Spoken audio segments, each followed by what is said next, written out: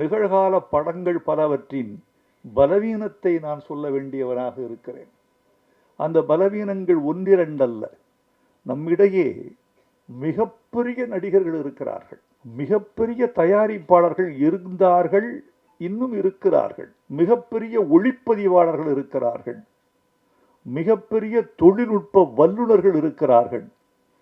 ஆசியாவின் சிறந்த திரையரங்குகள் தமிழ்நாட்டில் இருக்கின்றன. இவ்வளவு இருந்தும் படங்கள் 200 படங்களில் ஏன் 10 படங்கள் மட்டுமே ஓடுகின்றன? 190 படங்கள் ஏன் பின்வாங்குகின்றன என்பதை சற்றே யோசித்து பார்த்தால், இவர்கள் வாழ்க்கையை பார்த்து சினிமா எடுக்காமல் படங்களை பார்த்து பல பேர் சினிமா எடுக்கிறார்கள். படம் என்பது பிம்பம், வாழ்க்கை என்பது நிஜம். இரத்தமும் கண்ணீரும் வேர்வையும் கலந்த ஒரு உண்மையான பிம்பம்தான் வாழ்க்கை.